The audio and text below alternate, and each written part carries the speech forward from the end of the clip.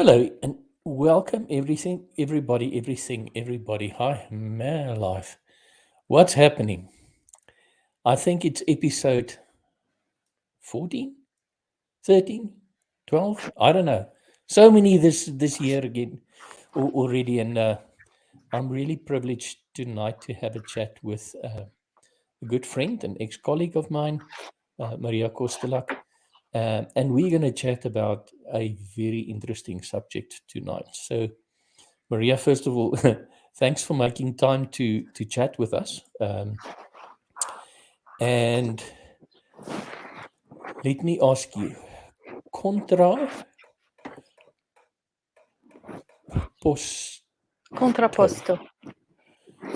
So means contrapposto.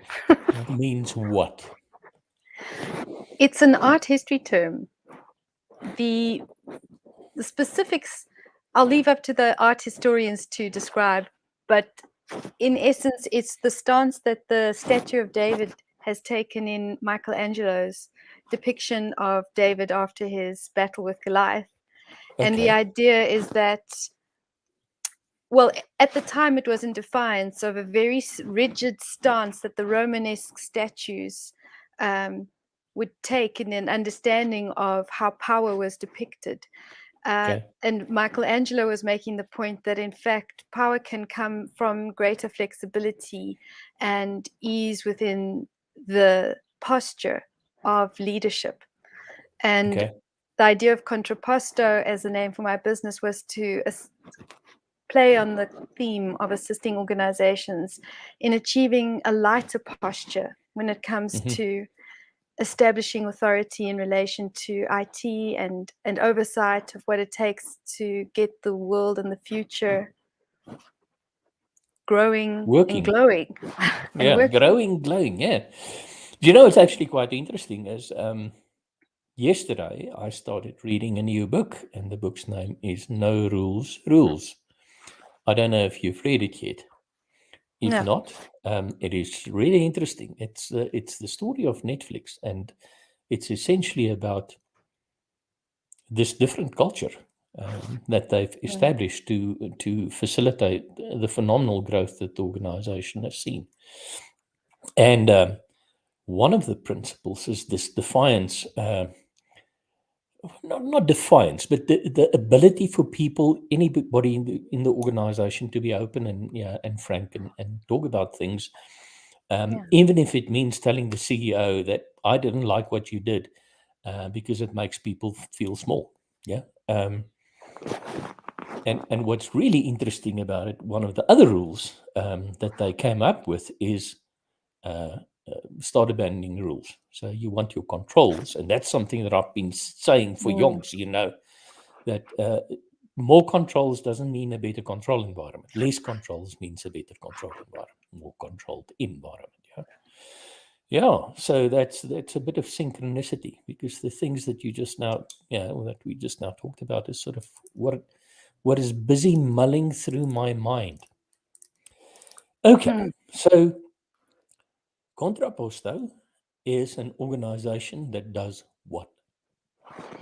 Specifically, helping leadership in organizations, whether it be at the board level, at the executive management and leadership level, into the senior management and middle management layers, um, manage decisions and the governance of technology throughout the coffee filter, I call it, Okay. of IT service and delivery. So yes, there's the design angle and the strategy angle, but at the end of the day, we want to know that there's some rubber hitting the road that is in fact equidistant from what the desire for that service originally was. So, bringing those pieces of the organization closer to one another is part of my role in Contrapposto. So I work across the organizational layers to improve decision making and empower as many people throughout the production line of IT and service development and service delivery as I can, so that organizations have a higher rate of resilience Okay. and stronger response capability without losing the ability, as you say, I call it to comport as opposed to control. It ties back to the idea of posture. Okay. So that there isn't this constant need for a command. And, it's not a military outfit. There needs to be a self-reinforcing capability in the organization for IT services to have a true worth and value. But that, I suppose, also implies that the organization and everybody in the organization need to understand the role and the benefits of heuristics. Instead of saying this is what you must do, you say if this is the situation, then maybe this is a good idea. And here's some guardrails for you to operate within, rather than to stifle, because that's the problem. Control stifles innovation. And I know and understand that control is necessary, but if you can only think about the box, I mean, how can you expect the people to be innovative and imagine a life outside of the box, or a different life inside the box? Well, this is the thing. You can try and hang around your box. It's going to become contorted no matter what. So you're still going to have to cope with the repercussions of that contortion. It's not like any of us are going to avoid what's happening. And technology is at the heart of the cause and the consequence. And that brings us perfectly with the topic of today: evolving society in a digital age. And then you had a little bit of a longer explanation, which I paraphrased into what's the opportunity and how can we exploit it. So often when I talk to people about digital transformation, I tell them it's not about digital. It's about the personal and societal and cultural and emotional changes that the use of technology enables, and you being able to respond. Do you agree with that statement? Absolutely. I can elaborate on it. Okay, so go for it. I think what you've said just hits on the passion of and the purpose of the work that I do. Okay. We have to Awesome. become better humans, given the fact that technology is as facilitative and sophisticated as it is and continues to become. The real call to order at the moment is to ensure that personal mastery is a part of your technology plan, that humans become better humans, and society understand that technology be there to serve it, not society serve technology. Or the system. Or the system. And we've come from a military industrial complex in our understanding of business and production. And moving away from production is an important aspect, because right now our consumption model is about to chew up and spit out the whole world. That really, within the thinking that comports with the work that I do, we become creators. And the work that we do in businesses is generative, and it is about continuous creation and not just continuous improvement. The premise is that there's no problem to be solved. There's only abundance to be elaborated upon. And, it's a different idea of how it's a paradigm shift, looking at business in terms of growing a garden as opposed to fighting a war or defeating an opponent. And it makes me think of the book that I read from Simon Sinek, and I'm trying to think of the title. I think it was the infinite, something about infinite. Yeah, the infinite. I'll get to it now. It's terrible. The older you get, the more you forget. I can't remember it either, but I know what you're talking about. The infinite game or something like that. And what was interesting for me in that book was this statement that leadership and organization shouldn't think about them winning, because there's never a win. There's only progress. Yeah. Yeah. which is an interesting concept. Well, there's So, evolution. So what yeah, is progress? This idea of progress is the premise that it's kind of crummy to get, to start off with, and we're yeah, improving upon from here to something. there, yeah. Mm. Yeah, and I suppose in terms of the zeitgeist of the time when you think you are progressing, you Yeah. will define a set of rules. Yeah. And if people in future use those rules to evaluate their now, they're going to say, okay, but we're doing terribly against this set of rules. But this is appropriate for our current context. Yeah. And just so important, the 90s started out with the internet, and we were all about content for the better part of that decade, as well as the early part of the millennium. And as mobile technology took shape and hold, context started to become more important, and now it really rules the roost. And what Yeah. we're, I think, not appreciating enough as human beings that interact with technology is that we have liberated context from the confines of a very small group of people who used to control it, and we've democratized context.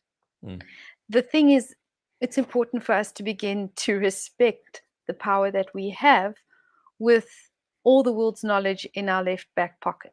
All right, depending. So it's becoming more and more about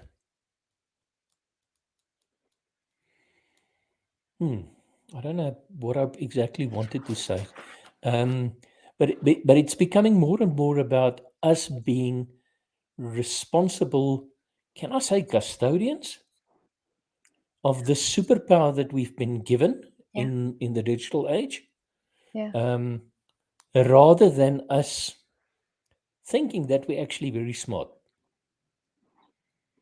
Being humble. Because what is smart? Who said it? Somebody said that every great idea was based on another idea. The shoulders of the yeah, standing on the shoulders of the men who came before. Yeah.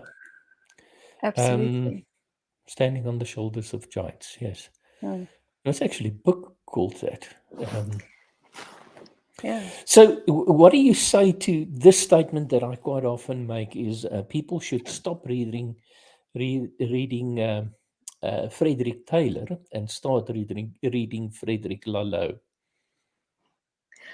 Well, I'd say that I second that suggestion.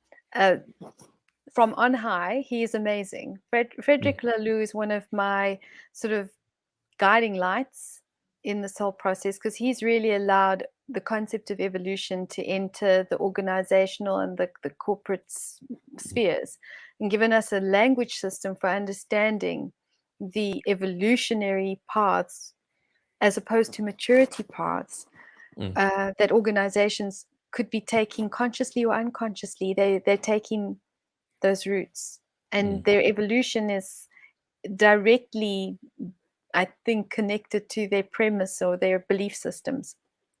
I'm not ignoring you. I'm just checking if the book is lying on my desk, but it's not. I have the ebook, and I use his diagram. I call it the fried egg diagram with so many clients, because even with startups that have these very highfalutin, aspirational brands and ideas, they don't get to start somewhere in the middle of the evolutionary cycle. When they start out, because a lot of self-mastery is not part of their business plan, the human beings who are caught up in other evolutionary cycles begin prototyping the evolutionary cycle of the business itself. And from that point, you start seeing it go off into arena that are not necessarily desired by the brand, but that are inevitable because the company is the product of the human beings who created and run it. Yeah, and I think that the operative word is run it. So it starts with the leadership in the organization, and that's why I suppose you start your work with the leadership in the organization. The cultural change doesn't happen bottoms up, hardly ever. It's not impossible, but it's improbable. Well, and the problem with cultural change is you try and talk to a fish about water and they won't know what you're talking about. Yeah, that's true. Yeah. It's most of the stuff is that you're seeking to affect and address is the stuff that most people don't give a second thought to. It's so embedded. And I think there's a distinction these days where a lot of people have had enough experiences in multiple organizations not to feel that they're fully identified with the one they're working in. But when you're working with some of the bigger corporates that hold a much more established workforce, their belief that this is the world and not a world can be extremely hard-baked. And I want to add the one of the words in your on your website, or the subtitle of what you do, is this word called governance, which to me sometimes sounds like an excuse not to change. How would you respond to that?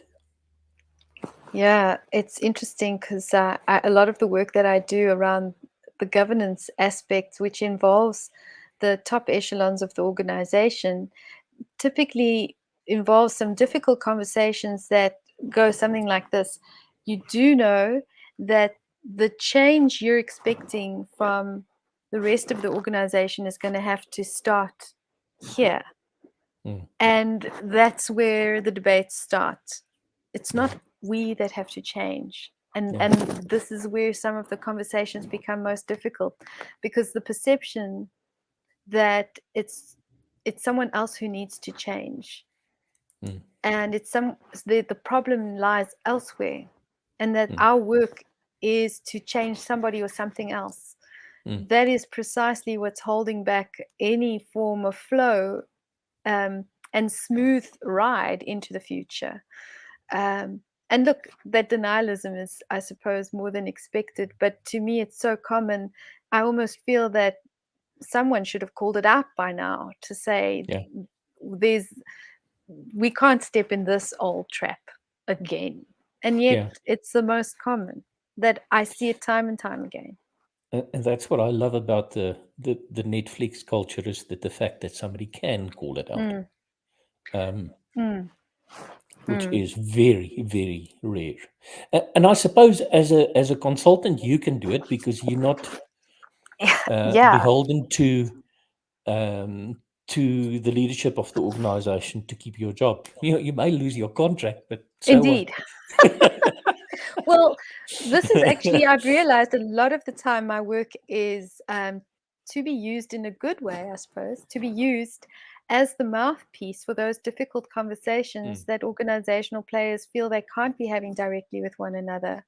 And I think that's where my conclusion around personal mastery did start to arise, was in order for me to actually field those conversations and to be able to hold them in the space that they are supposed to be held without taking personal offense and without having the anxiety attacks that are so common to people in those confrontational moments. They can be pretty razor sharp.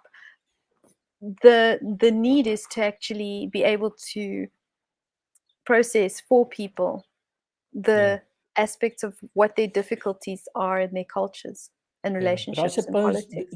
the trick is to take the confrontation out of the difficult conversation. How do you do that? It's a listening exercise. I've learned to shut up in the process. Most people feel they're not heard. Yeah. No, that's true. Yeah. And I laugh because, as you know, I find it really difficult to just shut up.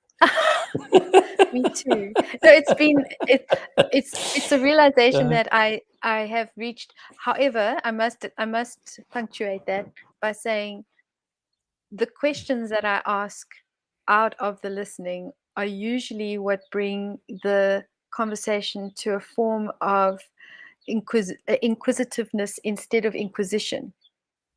And if I can just shift that particular, I call it that sort of tone, that timbre, from inquisition to inquisitiveness, then we're in a good space. Just move it to curiosity, and then the blame game ends. But most of the time, blame cultures are common, and you have to wade through that. And as long as you know that it's coming, a lot of people base their power structures or their personal pride on being the one who's holding the power position in those types of conversations, and it's autopilot. And being I don't right. even call it out. Yeah, I just let it flow. As soon as it's flowing, we can get it going and we can get it out and we can move on. When it's Love that. stuck and As soon as stagnant, it's flowing, we can get it going. yeah, it's just to get it started. You must make a note of that. That's a social media post. But you know what you made me think of, Johan, is what a prompt that came up from some of your words in the recent minutes was crisis of conformance is what organizations are all struggling to really understand is their challenge. Yeah. And whether it be, internally or externally, there's a need to ask the question, why? Yeah. Why are we following these rules? Why are we doing this? And what's at the heart of doing it this way? So many times we're not challenging the belief systems that have sprouted a certain mode of being. And especially when we're striving for things like diversity and inclusiveness, it's really important to start understanding what premises lie behind systemization. Because if let's, for argument's sake, say a policy is embedded with systemic racism or sexism or whatever, ageism, it's easy via technology to systematize that and let it become so granular and so nuclear that you can't prize it out anymore.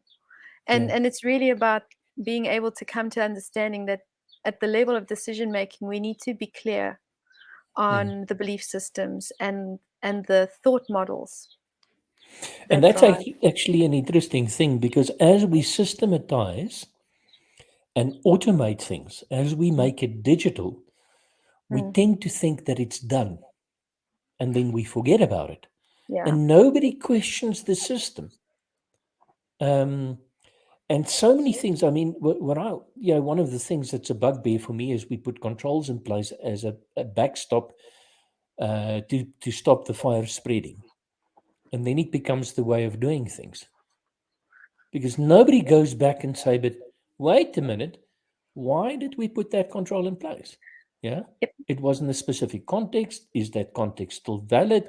If it is still valid, why the hell didn't we solve the cause of this problem? Because then we don't need the control anymore. Yeah. Absolutely. I quite like the fact that you included ageism in there. Yeah. Yeah. As soon as you start getting a little bit grey, you start feeling it. Yeah. No, you're still a spring chicken. Well, I think while the work, what we consider to be work, is another question we need to start asking. If we end up working for the machines, and there's scenarios that have come up in my studies that show how organizations are putting people to work for machines and issuing them with laptops that monitor their presence in front of the screen and only pay them for the time that they've spent in front of the screen, and all sorts of things like understanding eye angle, and that if your eyes move away from the screen for a certain amount of time, that is a deduction. And so okay, that's an extreme example, but really understanding what is work and what is optimal brain function as opposed to optimal process flow and optimal production. And if we are to be creators, what are circumstances surrounding the work that we do that would allow the work that we do to be optimal? And back to my analogy of the garden, really understanding there's all sorts of things in the garden. There's bugs, there's soil, there's fertilizer, there's flowers, there's leaves, there's fruit, there's winter, there's autumn. The cycles don't mean an end, and they don't mean a beginning, they mean a continuation. Yeah. And so in a decision-making world that understands technology as part of an ecosystem, which is a term we actually use with technology, ironically enough, we are going back to nature, we're always in the cloud, or doing some kind of greenfields exercise, that we come back to an understanding of it being part of a larger ecosystem, that we actually have a lot more agency in the use of technology if we accept that our role is as creator. If we accept that we are merely workers and producers in the systems that kind of oversee what we're doing, this is a very precarious place for humanity to reside. That's, I completely agree with you there. I just want to close my mail because it's making sounds. And then I can't concentrate on what you're saying. Switch off all the notifications. Should have done that before. Okay, we're flowing and going.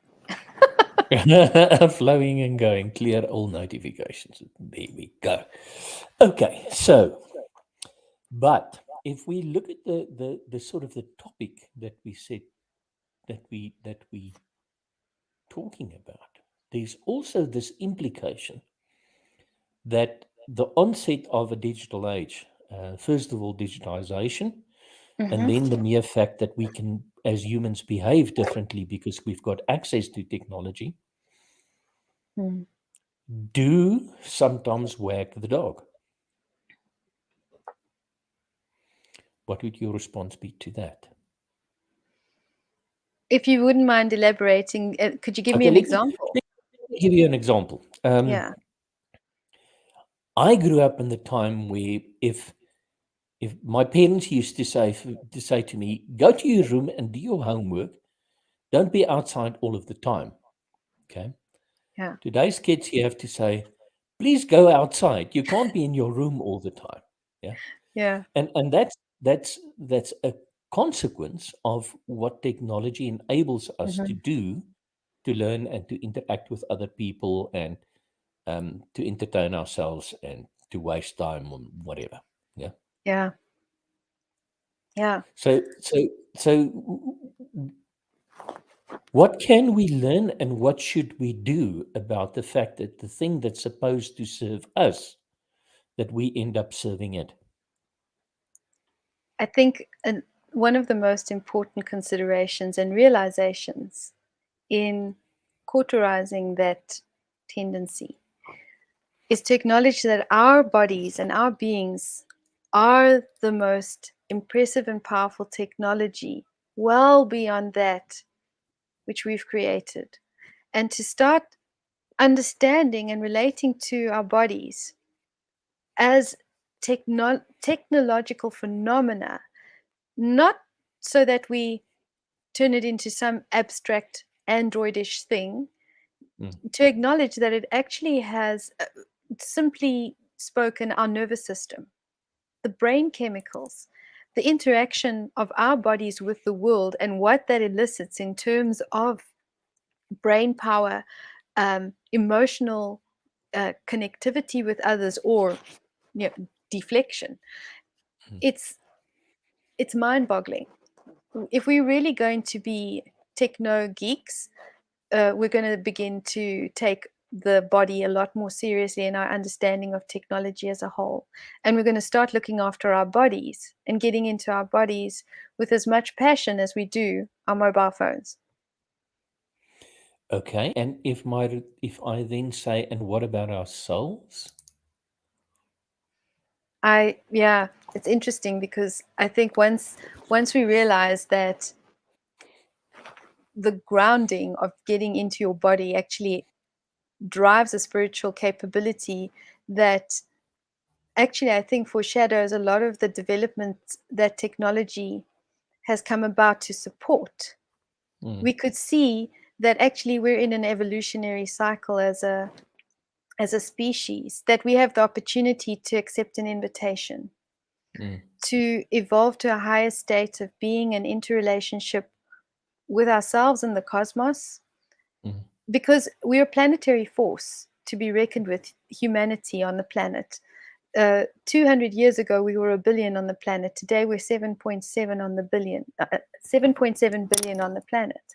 Mm. And that population increase in terms of electromagnetic power on the planet, given what our hearts are producing in terms of that, and what our minds are capable of connecting with in terms of the information highway of the mind, Mm. is it's unprecedented. Our planet is experiencing an entirely new phenomena, and I think with it comes something that we have to accept is about self-love.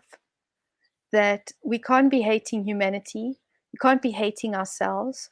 We have to be Mm. in a loving mode, and that technology is going to give us the opportunity to fully express that, because we're going to be able to step outside of survival mode. Elon Musk talks about everybody eventually on the planet being able to earn a minimum wage from the work that machines do. And Mm. if we think about a future based on that idea, it starts to become quite exciting. Yeah, but I think there may be a dark side. Just as much as we've got the opportunity to Yeah, evolve in the right direction, it yeah, can go horribly wrong. I mean, yeah. when Musk came out with Neuralink, I said, if he asks for volunteers, I'll be one of the first to put up my hand. I want to Mm, be in the Matrix. Um, but in a good way, not to be yeah. fooled and lulled into uh, excuse me, Oblivion. Yeah, but to oblivion really or point of not engage. mattering, but to Mm, engage and to affect. And so I'm quite excited about the possibilities brought about by the multiverse, yeah, the metaverse. Sorry, not the multiverse, the yeah, metaverse. yeah. Um, and I'm not talking about the company. Yeah, I'm Mm, very mm, dubious mm. about the ethics of the company Yes, with a name. indeed. Yeah. Uh, I was disappointed that they took that name because now it becomes synonymous. Yeah. yeah, and it's interesting that the logo that they chose also is infinity. Yeah. Yeah. Yeah. Um, And I appreciate where they're coming from in using that. I just it's quite a piece of real estate. mm, and yeah, it's yeah. Anyway. Let's not get We leave it personal there. and controversial about this all. Okay, so if we say an evolving society in the digital age, you've started talking about a possibility of evolving into more complete and more spiritual and more Yeah. loving and humane entities. Um, and I'm choosing that word specifically because it may mean that we don't need a body anymore eventually. Does that scare you? Well, in spiritual terms, no. In physical terms, yes. I think that our bodies are an enormously informative piece of equipment for our spirit. Yeah.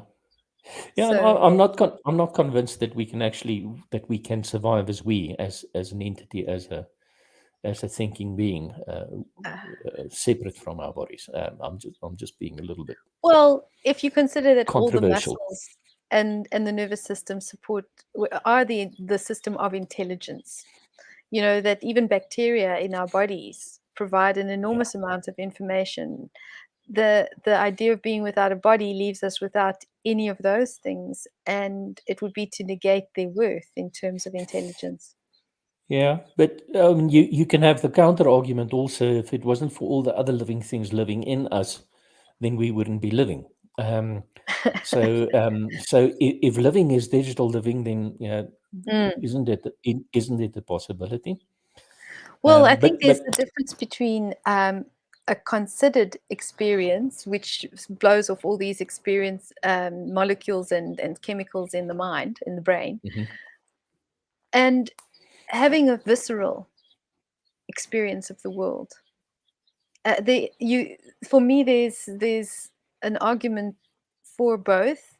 I'm not saying Mm. it's an either or scenario, but a virtual reality certainly for me doesn't cut it when it comes to the experience of life as a being, human being Mm. on a planet that is so, you know, available to us as this one is in all ways that other planets aren't. Yeah. Yeah. It would be interesting. You see, I can't remember who said it, but I think it was um, uh, Steve Jobs that said you can only connect the dots looking backwards. Mm. Um, Yeah. So it would be very interesting if we could connect the dots forward and have a look at, I don't know, a century, Yeah. a millennium into the future in terms of what this is going to be or what we're going to end up with.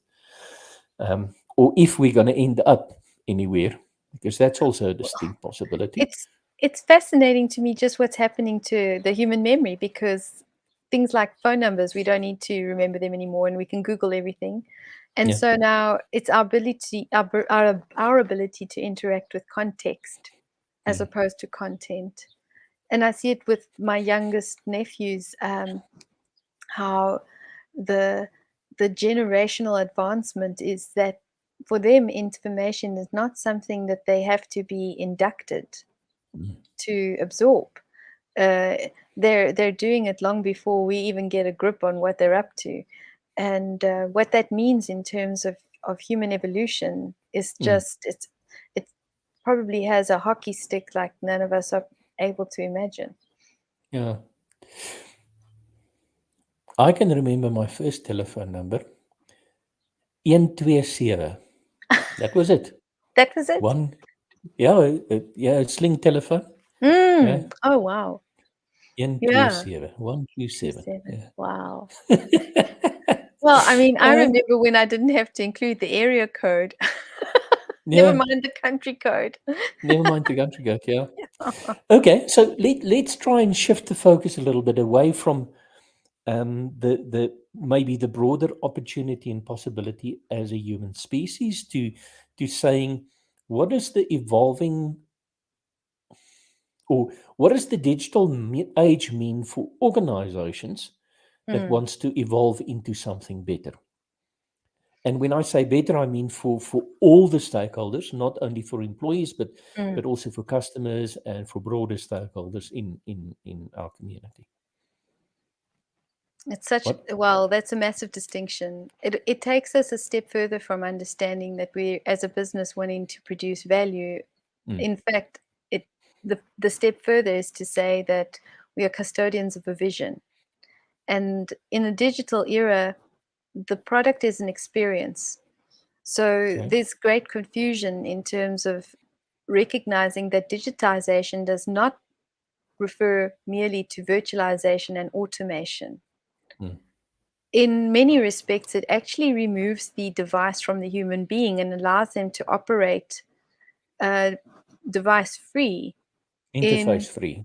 interface free, Yeah. in an environment or with a service. You At that see, level, you're, Neuralink. yeah, device free, interface free. Exactly. So right now, everything that we're doing is really, it's kind of reliant on having that little touchscreen thingy or something that you can punch, Mm, your explicit needs and desires into, mm, and hope that there's a little output of some kind or experience of some kind that results from that. And but for me, what's really interesting is so many IT people that I speak to, and perhaps organizations aren't really onto this yet, are studying the behavior management for organizations. What was once the world of social scientists is now mm. becoming the realm of the IT professional. And Computer I find science, that yeah. a lot to put on people's shoulders when it comes to seeking IT services from what everyone is still thinking of as a technician.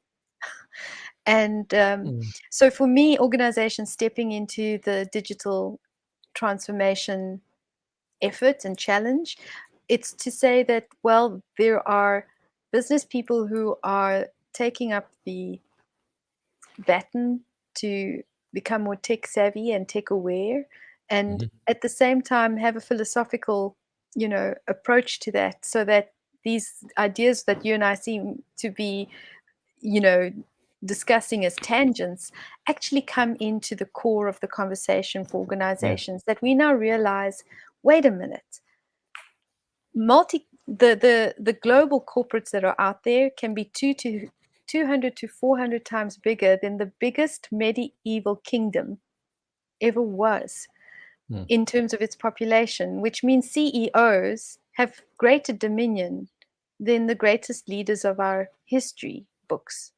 And really understanding the culmination of that, all these people in these hives making decisions and creating experiences. If you don't love yourself and you don't love humanity and you don't love the world, what are the experiences that you're going to be creating? If you have a belief that there's this existential threat, that something or someone poses, you're going to be creating experiences that also reinforce those belief systems. And it's important for organizations to get to the heart of their identity and get to the heart of their vision and really understand the experiences that they seek to be known by. Yeah.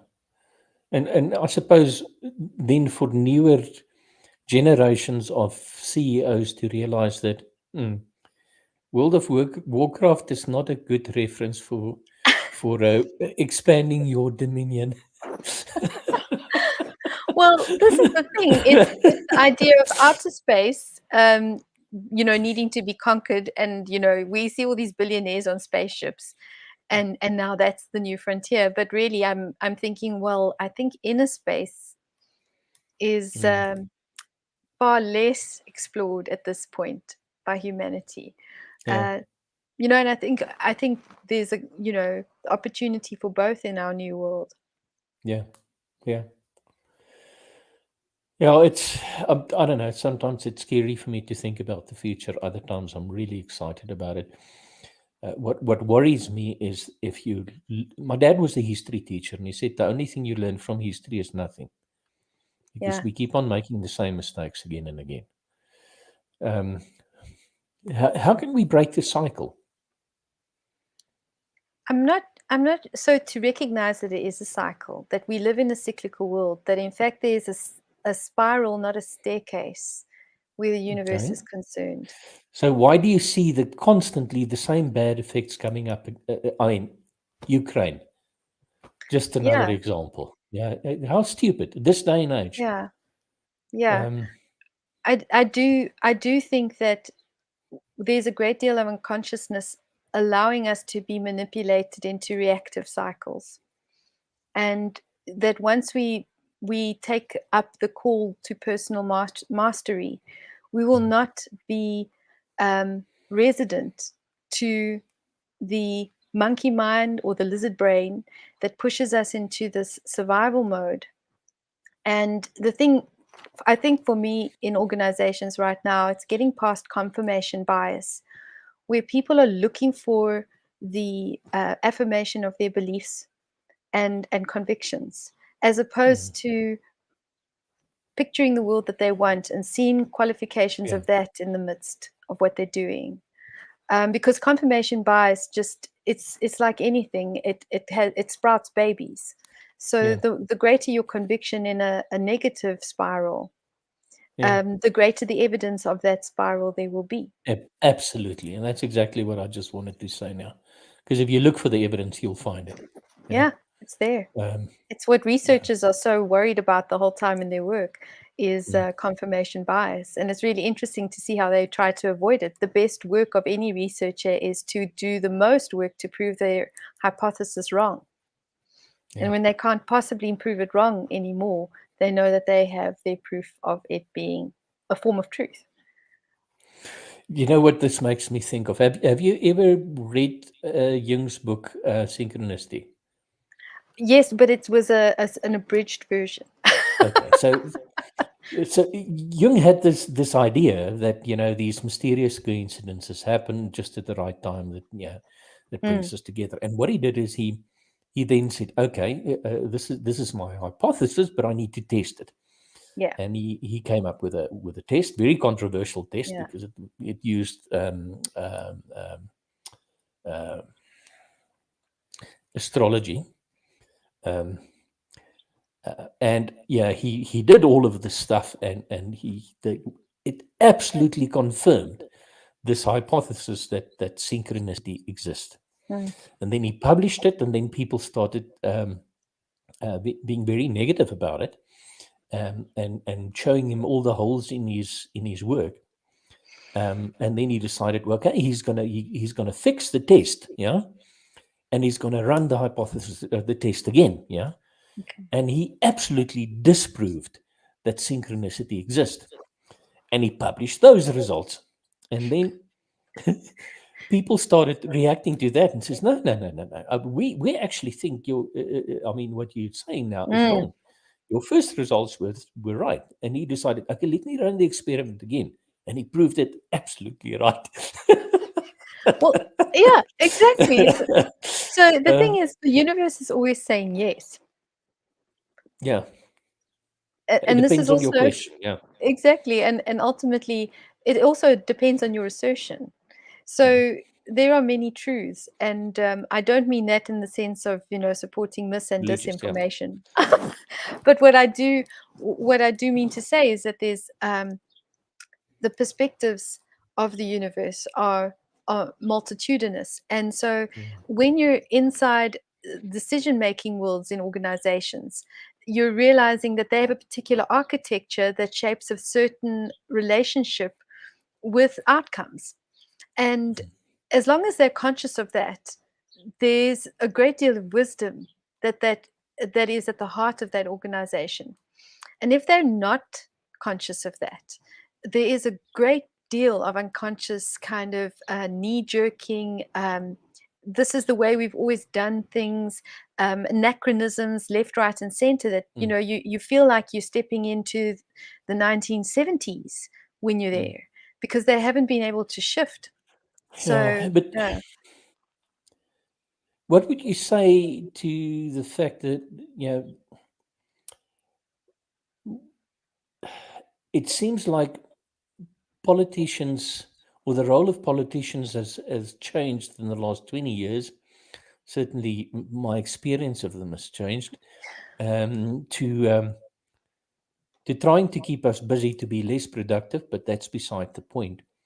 And organizations are struggling to comply with things that they need to do, and much of that compliance activity is actually driving the development of a organizational consciousness in a completely wrong direction. For instance, general accounting practices is terrible if you're thinking about long-term sustainability of an organization. The fact that you're a listed entity that need to report on a half yearly cycle, based on history, makes people to make bad decisions about the future. So how do we break that? Because it's so ingrained in society, in our systems, in the way that we do business, everything. This word target, um, it has aggravated me since the beginning of my career. It is so caught up in the military paradigm, and it's understandable why that paradigm exists. Short-termism is linked to the objectives of, managing resources. And interestingly, in the paradigm that the future holds, it's about creating resources. So once we step outside of this perceived idea of constraints created around limitation and scarcity, we can begin to reinvent what the cycle means to us. What we've done is we've embroidered a natural cycle, one that might mimic the seasons, with some idea of attainment, which is abstract. Yeah, There's nothing really that we can kind of cling to, and the reason why we run after the short-term goals we do. but that's where we are. So I'm challenging you here. So, Well, how do you so break it? I think Can I you break think it? I think there's a very masculine aspect to that What? tendency. The Okay. the the target But even practice, to I my call it, question, yeah, in can we terms break it? of we can break it. I think that there's definitely an opportunity for a feminine, not feminist, a Yeah. feminine leadership style to step in on that tendency. And breaking it, I think, is the minute we see it and we recognize it as not being the end all and the be all, as in fact holding us back right now. Yeah. If we really interrogate it, we can see it as a constraint. Yeah. If we allow space for that particular conversation, the Mm. mere sight and awareness of it will allow the shift. Mm. Yeah, It's a and value system. every journey starts with a step. So if we can just take, so Mm. you okay? My pronunciation, being a South African Dutchman, Lalo, you say Lalu. So I I suppose think he's yours Belgian, would so be, yeah. It would be most probably yours would be closer to the I truth. don't know. I could be So wrong. incidentally, Maria's based in Randstad Yeah. in the Netherlands, but she doesn't sound like a Dutchman speaking English, and that's because she grew up in South Africa. I hope that's not to your detriment, making that statement. Not at all. I don't think it was much of a mystery to anyone listening. Johan, Yeah, I but think we didn't say to them that your business is that you're actually Dutch. You're a Dutch citizen. Yeah. that's right. I live in the Netherlands. I Mm, have my South African branch and then my Dutch branch, mm. and I work both at the same time. I never left Fantastic. South Africa thinking that I need to leave South Africa. I was working and walking towards something in the Netherlands. So it kind of, now I've got the best of both worlds. I'm just seeing a comment here. Grant, absolute pleasure, mate. Um, if we can stimulate some debate and thought anytime. Um, so what I wanted to say about Lulu is that many people think that teal is the aspiration of Mm, the end organization. It's not. mm, mm, And it's not in his books, but it is in right. his talks. It Mm. is violet. And that's actually the aspiration to be totally a, a ethereal spiritual entity. Yeah. Well, interestingly, the one of the governance texts I work with, um, in its most recent release, Mm-hmm. uh, in conversing with one of the authors, I said, to me, it seems that while in the past there was this focus on political quotient in Mm. terms of driving in relational capability to ensure that there's stakeholder management, ensure that value is managed, the next step up in this piece of work focuses on the importance of vision and the custodianship and stewardship over that, the relevance of that vision to society and the impact of that vision on society, and that in fact the organization has to espouse something more like a spiritual quotient Yeah. as opposed to a political quotient. And they said yes, but we couldn't put that in the paper, in the work. But it was really interesting because there was absolutely no denial of the fact, and Yeah. fact, yes, of Of that the observation. observation. Yeah. Yeah. So Jürgen Müller. Yes, I didn't say she had a South African accent. I said she didn't have a Dutch accent. So nice Yuck. seeing you online, mate. Appreciate it. We all three of us used to work together. So Indeed. um um okay, so where do we go to from here? If we say that the digital age is an opportunity for us as human beings to evolve, but in this conversation, more specifically for organizations to evolve, two questions then. What is the opportunity? Because that was part of the subtitle. And if you had to give 3 pointers in terms of exploiting that opportunity, what would that be? Such a lovely, juicy question. I think Facebook user, I don't know who you are, but hello. Sorry, we can't see Facebook users' names, oh, unfortunately. Yeah.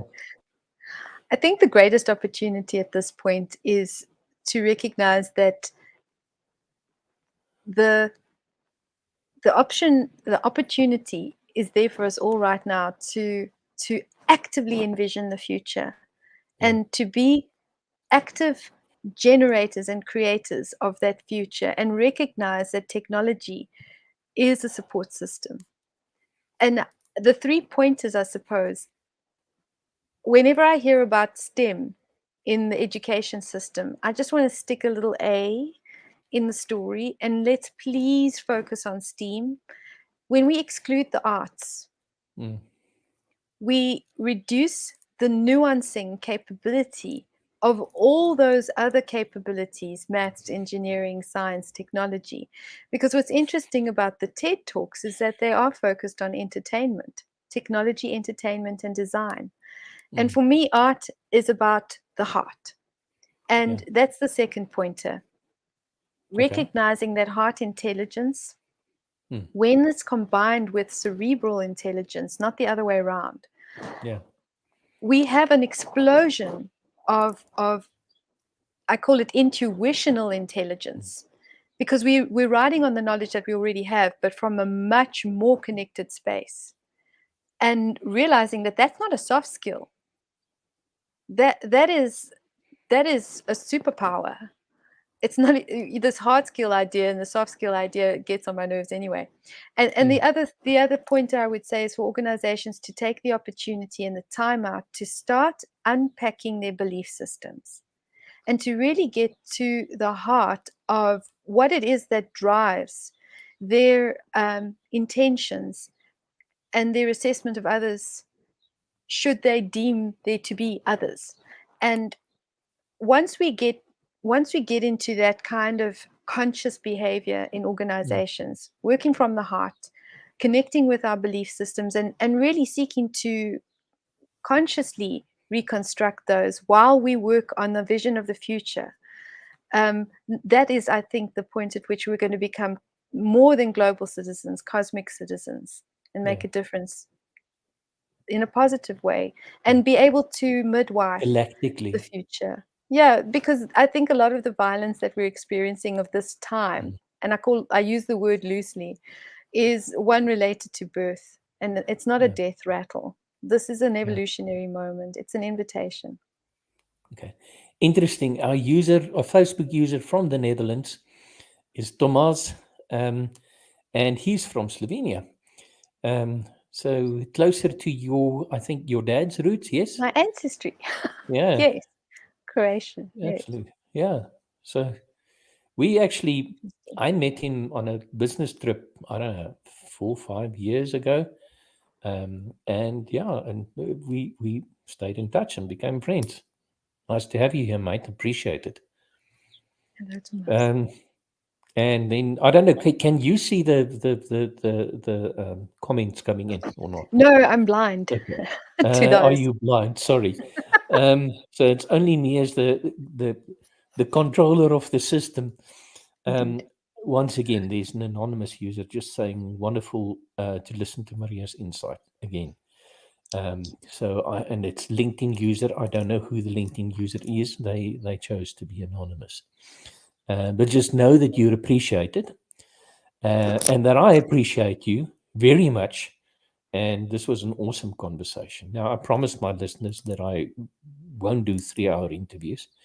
Um, so So we're easy coming to up do. on the hour, and I think we definitely need to continue this conversation I'd love that. at some stage. Hopefully, you'll be happy to be on early next year again because we're full for the year. Fantastic. But I certainly had a lot of fun. Thank you very Me much, too. Me Maria, too. and thanks for being a friend and having the Me too. privilege to know you. Yeah. So Me too. we don't go away. Um, Yeah. I'm just going to quickly share a few things. And okay, hopefully everybody can see this. If you want to get a hold of Maria, there's a contact detail. I hope everything is correct. I think, in fact, that telephone number is incorrect because I tried to phone it and it said it doesn't exist. Huh? So just double check that for us, Maria. I'll do that. So is it correct? Sitting there right now. It looks correct. I'm just going to check my phone, seeing as I might be misunderstanding my own cell phone number. No, that is the correct Is it number. correct? Okay, Yes. awesome. Then I must have dialed incorrectly. So if you want to have a conversation about the topic with Maria, I couldn't recommend anybody, more than I would having the conversation with her. Wow, thank you. So Maria, thank you very much for making time to share with our audience and once again to have a very stimulating conversation. It's appreciated. Just hang around. And then the last thing that I just quickly need to say, yes, we need to do a little bit of commercial stuff. The new book is finally available in 3 weeks' time. Yay! Yeah, so thank you everybody for listening, and it was awesome to have you here. We'll see you around next time. Thank you so much, Johan. I've had a wonderful afternoon. Thank you so much for the opportunity to connect with you and your audience.